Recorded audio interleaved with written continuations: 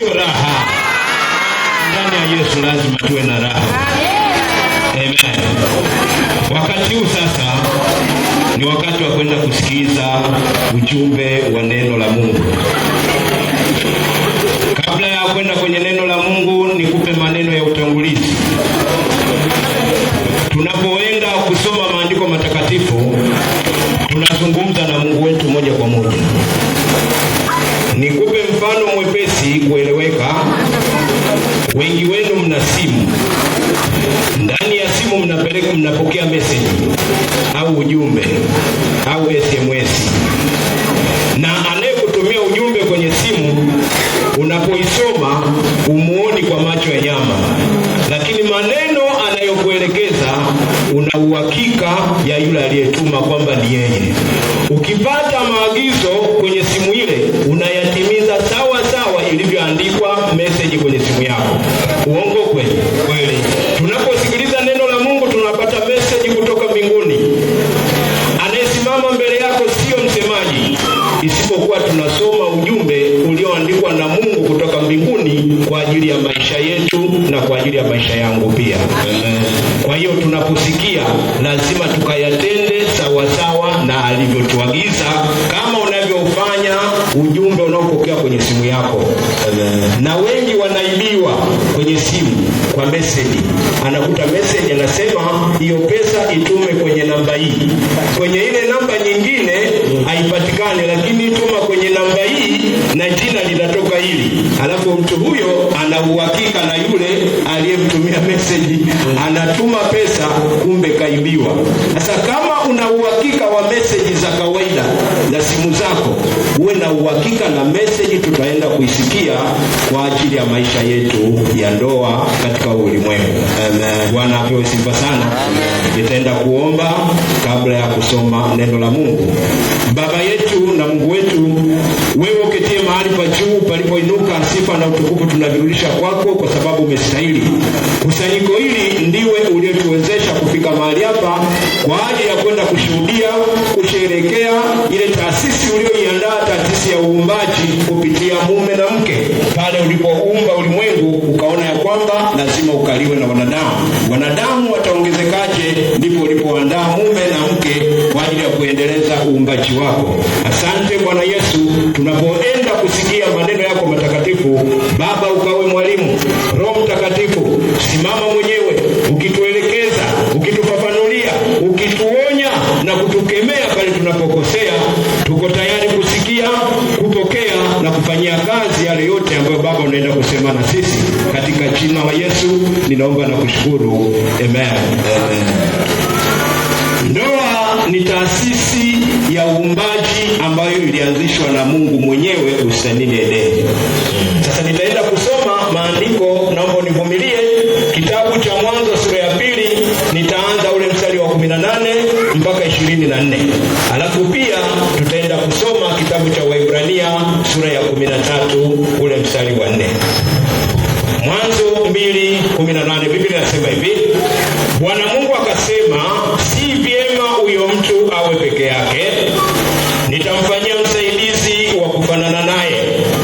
Bwana Mungu akafanyiza kutoka katika ardhi kila mnyama wa msituni na kila ndege wa angani, akamletea Adamu ili aone atawaitaje kila kiumbe hai. Jina alilolitamka Adamu ndilo likawa jina lake. Adamu akawapa majina yao kila mnyama wa kufugwa na ndege wa angani na kila mnyama wa mwituni, lakini hakuonekana wa kumsaidia Adamu aliyefanana naye. Bwana Mungu akamletea Adamu usingizi mzito, naye akalala. Kisha akatoa ubavu wake mmoja akafunika nyama mahali pake, na ule ubavu alioutwaa katika Adamu, Bwana Mungu akamfanyia mwanamke akamleta kwa Adamu. Adamu akasema, sasa huyu ni mifupa katika mifupa yangu, ni nyama katika nyama yangu, basi ataitwa mwanamke kwa maana ametwaliwa katika mwanamume.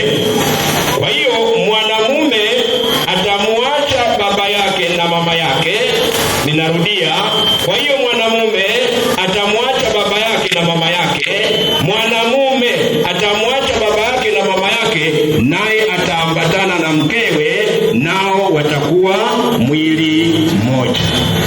Bwana asifiwe sana. Amen. Kitabu cha Waebrania sura ya 13 mstari ule wa 4, Biblia inasema hivi: ndoa na iheshimiwe na watu wote, na malazi yawe safi, kwa maana waasherati na wazinzi Mungu atawahukumia adhabu. Bwana asifiwe sana. Amen. Haya ni maneno ambayo Mungu aliyatamka katika bustani ya Edeni alipomlaza Adamu usingizi. Akatoa ubavu mmoja, hakutoa mbavu mbili. Bwana Yesu asifiwe sana. Amen. Akatoa ubavu mmoja, ubavu mmoja akamfanyia mwanamke. Adamu alipoletewa akasema, huyu ni mfupa katika mifupa yangu na ni nyama katika nyama yangu, kwa sababu hiyo ataitwa mwanamke, maana ametwaliwa katika mwanamume. Leo tunaye Isaya, leo tunaye dada yetu Julista. Kwa hiyo Julista ameurudi kwenye ubavu wa Isaya. Isaya amerudishiwa ubavu wake ambao Mungu aliutwaa akamletea Julista. Bwana Yesu apewe sifa sana. Sasa wawili hawa wanakuwa mwili huu mmoja. Katika Biblia kuna ndoa za aina tatu. Katika Biblia kuna ndoa za aina tatu. Tunaoishuhudia leo ndiyo ndoa ya kwanza ambayo muasisi ni Mungu mwenyewe, ya mwanaume na mwanamke wa jinsia mbili tofauti, sio jinsia moja. Kuna wajinga wapo wanaotafsiri Adamu ameletewa anayefanana naye, alafu anasema mwanaume anafanana na mwanamke, anasema hata hawafanani. Kwa hiyo Mungu alimletea Adamu mwanaume anayefanana naye, hivyo wakaingia kwenye upumbavu wa jinsia moja kwa kutumia andiko lile lile ambalo Mungu alilisema nitamfanyia msaidizi anayefanana naye. Sasa anatumia akili, anasema anayefanana na mwanaume ni mwanaume, anatumia maandiko yale yale. Shetani ndivyo alivyo, anaharibu uzuri wa Mungu, anaharibu maneno ya Mungu kwa ajili ya kuwachukua watu aende nao katika moto wa jehanamu. Wengine ni Wakristo. Niliwahi kufanya huduma kwenye kanisa fulani, siwezi kulitaja jina. Nilikimbia baada ya kulazimishwa niruhusu kama mchungaji ndoa za wake wengi, kwa sababu hoja inakuja ya kwamba Mungu aliruhusu watu wenye wake wengi, akiwepo Ibrahimu na wengineo, hakuwakataa. Lakini nimetamka mwanzo ya kwamba kuna ndoa za aina mbili, aina tatu katika Biblia. Ya kwanza ndio tunayoshuhudia, hii ndio ndoa takatifu, muasisi ni Mungu mwenyewe. Ya pili ni ndoa ya mila na desturi. Ndoa ya mila ya desturi alioa Yakobo. Ukienda Mwanzo 29:26, Yakobo anaenda kwa mjomba wake Labani, anamtaka mke, mtoto wa pili wa mzee Labani, lakini siku ya harusi ikawa usiku, akapewa mtoto wa kwanza. Yakobo akasema, mjomba, umenifanyia nini? Mimi nimetumika miaka 7 kwa ajili ya huyu, kwa nini umeniletea huyu? Jibu la Labani anasema hivi, haitendeki hivyo kwetu, aolewe mdogo kabla ya mkubwa. Hiyo ni ndoa ya mila na desturi, sio ndoa iliyoanzishwa na Mungu. Bwana Yesu asifiwe sana. Haitendeki hivi kwetu, kwamba eti aolewe mdogo kabla ya mkubwa. Kama unatamani tena mdogo awe mke wako, kaa siku 7, baada ya siku 7 na kukabidhi, lakini utatumika tena miaka 7. Yakobo akatumika miaka 14, 7 kwa mkubwa, 7 kwa mdogo, na alipoondoka akapewa na wafanyakazi wawili, yani kwa mkubwa na mfanyakazi wa kike, kwa mdogo mfanyakazi wa kike, wote wanne wakamzalia watoto. Hizo ni mila na desturi, sio ndoa ya Mungu aliyeumba mbingu na nchi. Kwa kuna watu wanajitetea kwenye makosa ya namna hiyo. Biblia imeandika makosa yote ambayo mwanadamu aliyafanya, lakini Mungu ametuvumilia kwa sababu ulifika wakati wa kusimama ufalme wake. Utakaposimamishwa ufalme wake, hayo mambo yote yalikuwa yanatendeka yataachwa. Sasa watabadilika, watu watamtii Kristo, watu watamtii Mungu, wataenda kama vile Mungu alivyotaka kwa asili yake. Bwana Yesu asifiwe sana. Ndoa ya tatu ni ya tamaa. Ndoa ya tamaa aliyoa Suleimani. Ukisoma Wafalme wa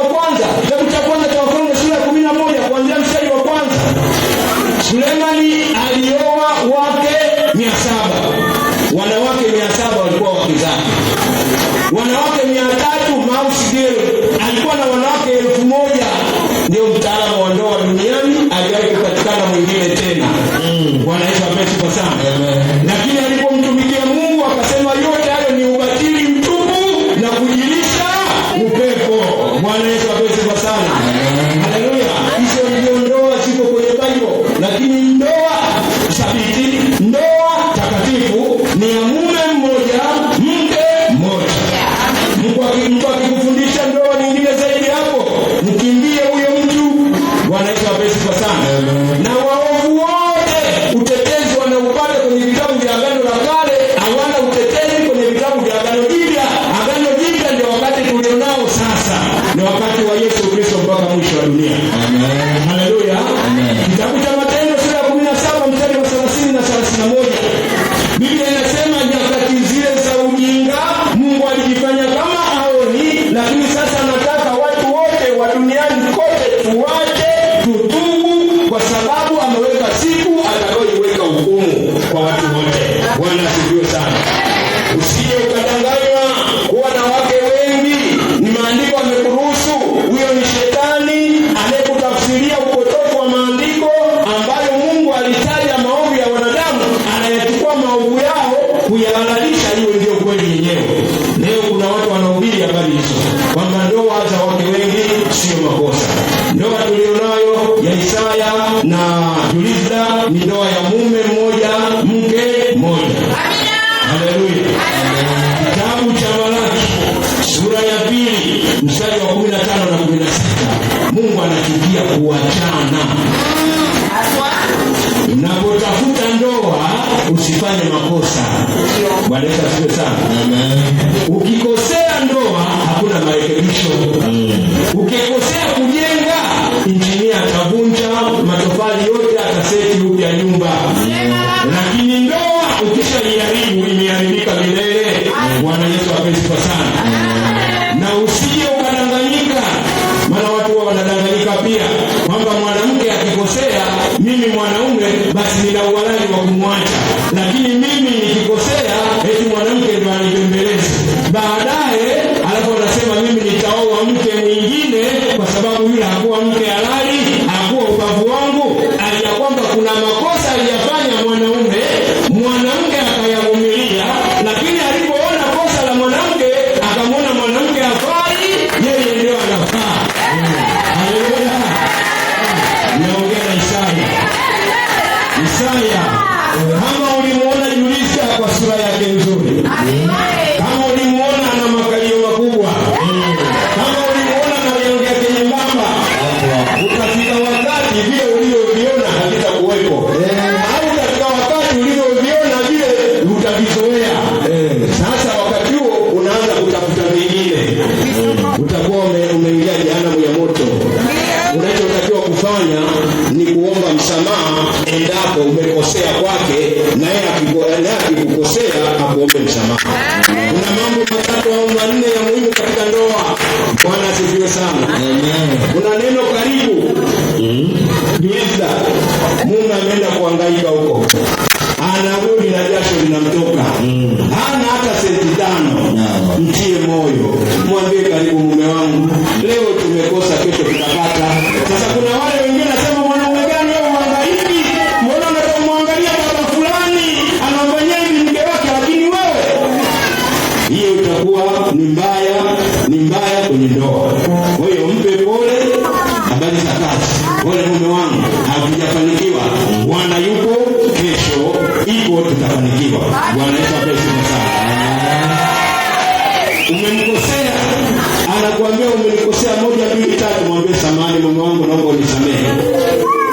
Mwanaume ukikosea mkeo, piga magoti, msamehe, muombe msamaha.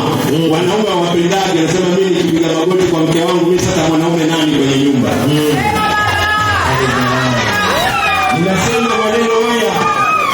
Ninasema maneno haya nina ndoa ya miaka 40. Bwana Yesu asifiwe sana. Mke wangu anaitwa Maria Matayo, Mnyamwezi wa Ndara Tabora, shule zangu hapo hapa. Mimi mwenyewe naitwa Joseph Ali Chikawe, ni Mwera unachungwa mkoa wa Lindi. Tumekutana tukiwa vijana. Mimi ni mume wa ujana wake mke wangu, na yeye ni mke wa ujana wangu. Tuna miaka 40 katika ndoa yetu. Bwana Yesu asifiwe sana.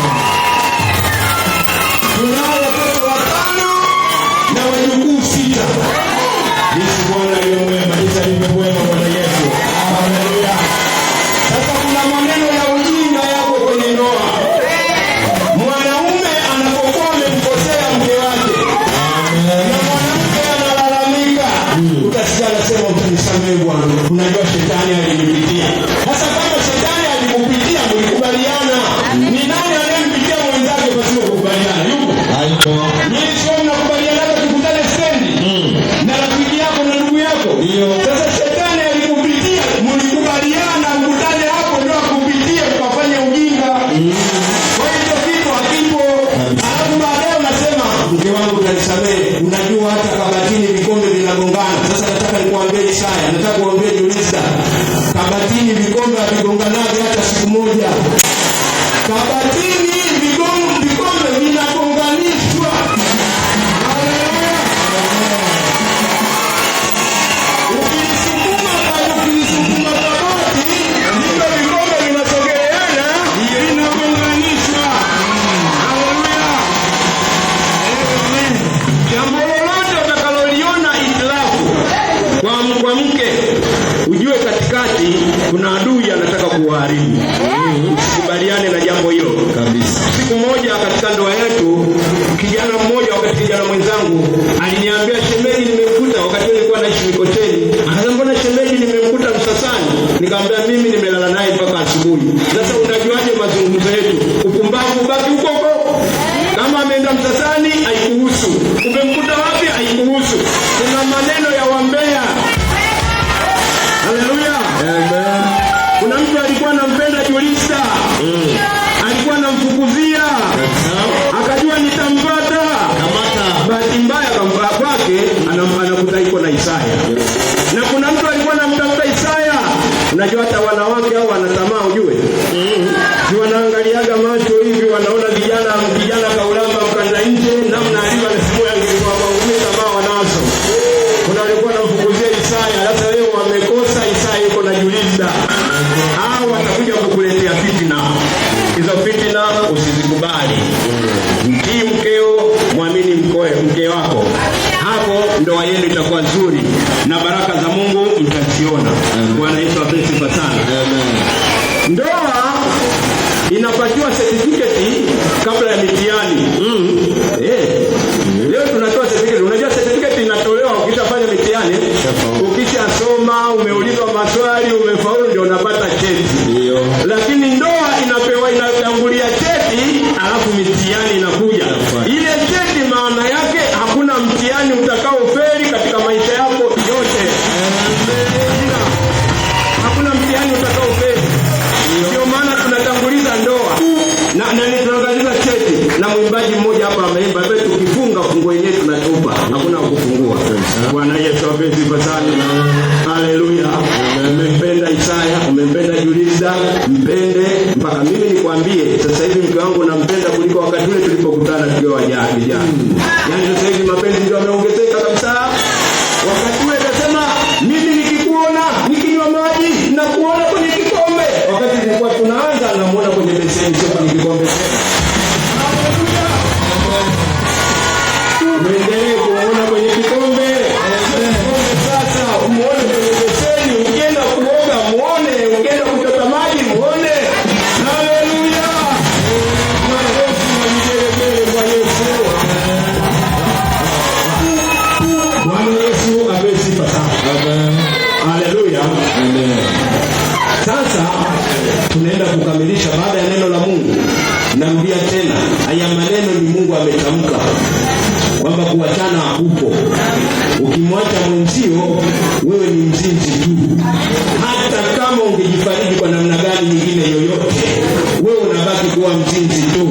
Maandiko yanatuambia kabisa kama kuna haja ya kutengana. Waraka wa kwanza Mtume Paulo kwa Wakorintho sura 7 kuanzia mstari wa 10 utaenda kusoma pale. Kama inashindikana kukaa pamoja, mwanamke asiolewe, mwanaume asiowe, wakae wapatane, warudi tena kuishi pamoja. Bahati mbaya hata sisi makanisani kwetu tunatafutaga ndoa kwa kuangalia muonekano, sio kwa upendo ulio wa kweli. Hata wakati mwingine tunaweza tukasema wasichana wasioolewa hebu wasimame, njoni mbele tuwaombee mtapata ndoa. Sasa vijana wanakaa kule, unajua kumbe Julisa hajaolewa, kumbe yule hajaolewa, ili yule yuko vizuri. Hapo akishatoka pale na sasa wale vijana wanaotaka kuoa waje tutaombea watapata mke, Julisa naye anasema kumbe Isaya yuko vizuri, kumbe sio yule angekuwa mume wangu. Sasa kinachokuja ndoa ya muda mfupi, kwa sababu amempata huyu kwa tamanio la kimwili, uwezo wake mzuri, fedha nazo Isaya. Sasa kuna wakati fedha inaisha. Wakati niko Mikoteni tulikuwa tuna ndoa moja ya vijana. Wakati ule kijana anafanya kazi ya ulinzi Oysterbay kwa wazungu huko, mwanamke anafanya kazi ya house girl huko Oysterbay. Ndoa ikawa nzuri sana. Baada ya ndoa tu mwanaume kafukuzwa kazi. Sasa jukumu la kumlisha mwanaume ni mwanamke, maana mwanamke ndo anafanya kazi. Sasa mwanaume kazi hana. Akaenda mwezi wa kwanza, mwezi wa pili, mwezi wa tatu, mwezi wa nne mwanamke kaandika message akaiacha mezani wakati anaenda kazini. Waraka wa pili kwa Wathesalonike sura ya 3 mstari wa 10. Kaacha message pale. Mwanaume ametoka na kuja kuangalia message inasema wasiotaka kufanya kazi na wasile chakula. Mwanamke huyo kaondoka. Ndoa ikaanza kuvurugika hapo. Sasa kuna majukumu ya mwanaume kwa mwanamke na kuna majukumu ya mwanamke kwa mwanaume kwa wakati wote. Bwana asifiwe sana. Haleluya. Basi niwaombe sasa Isaya na Yulisa wasimame. Watasimama. Hebu nyinyi wapambe, hebu muwasimamishe Isaya na Yulisa. Nataka niulize swali kwa mmoja mmoja. Naanza kwa Isaya. Isaya Dominiko. Mtamba maiki. Isaya Dominiko. Wapenda kuwa mume wa Yulisa John. Yulisa John awe mke wako wa agano la ndoa ili mkae pamoja kama ilivyoamriwa na Mungu katika maandiko matakatifu. Utampenda, utamtii, utamheshimu, utamlinda, utamtunza kama Kristo alivyolitendea kanisa, na kuwaepuka wengine wote na kuambatana naye katika muda wenu wote mtakaoishi duniani, ikiwa katika mafanikio au kutokufanikiwa, wakati wa raha au huzuni, wakati wa amani au vita, na katika hali yoyote ile mpaka kifo kitakavyowatenganisha. Ndivyo tutakavyofanya kwa msaada wa Mungu.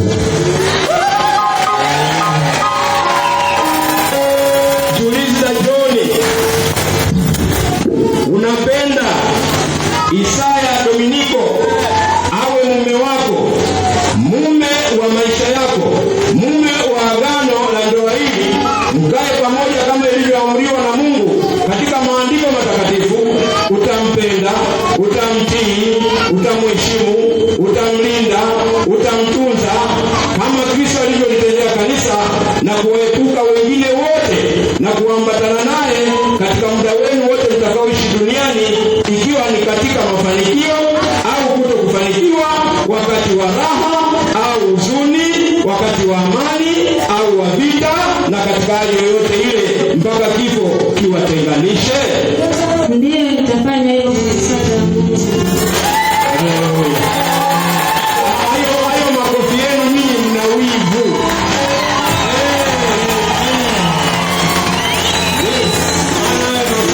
Sio ya furaha, sio ya sherehe. Makofi mnapigia chini bwana. Na mngekele mimi naweza nikawazieni ngekele. Amen. Sasa Isaya, inua mkono wako wa kuume, na Yulisa, inua mkono wako wa kuume, mpeane, mshikane huo mkono, alafu nitaanza na mmoja mmoja, nitalifuatisha inavyosema. Ninaanza na Isaya. Sema, mimi Isaya Dominiko. Mimi Isaya Dominiko. Na kupokea wewe Yulisa John. Kupokea wewe Yulisa John. Uwe nami. Nafanya agano hili Mungu akiwa shahidi. Fanya agano hili Mungu akiwa shahidi. Na mbele ya mashahidi hao wote. Kwamba wewe tu ni mke wangu wa ujana wangu. Nitakuwa na wewe siku zote za maisha yangu. Ikiwa katika mafanikio au kutokufanikiwa, wakati wa raha wakati wa amani au vita au adha au njaa au shibe au shida yoyote, hadi kifo kitutenganishe, nitakupenda, nitakutii, nitakuheshimu, nitakulinda na kukutunza kama Kristo na kanisa. Ongeza sauti yako. Nitawaepuka wengine wote. Nitawaacha wazazi wangu. Leo na kuambatana na wewe. Hata hakuna mwenye amri juu ya mwili wangu. Ila wewe tu. Katika jina la Bwana wetu Yesu Kristo. Amina. Makofi na vigelegele.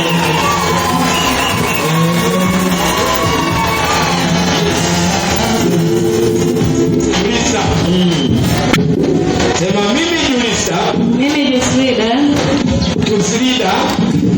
mimi Jusrida, ninakupokea wewe Isaya, uwe mume wangu, nafanya agano hili, Mungu akiwa shahidi, na mbele ya mashahidi hawa wote, kwamba wewe ndiwe mume wangu, mume wa ujana wangu, nitakuwa na wewe siku zote za maisha yangu, ikiwa ni wakati wa mafanikio au kutokufanikiwa, wakati wa raha au wa huzuni, au wa amani au wa vita, au wa adha au njaa, au wakati wa shibe, wakati wa dhiki, shida ya aina yoyote, hata kifo kitutenganishe, nitakupenda, nitakuheshimu, nitakulinda, nitakutunza kama Kristo na kanisa, nitawaepuka wengine wote, nitawaacha wazazi wangu leo, na kuambatana na wewe. Hakuna mwenye amri juu ya mwili wangu, ila ni wewe tu, katika jina la Bwana Yesu Kristo. Amen.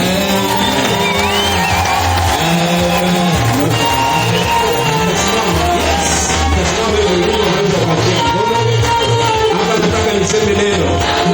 Kwenye kiapo hiki kuna neno, nitaachana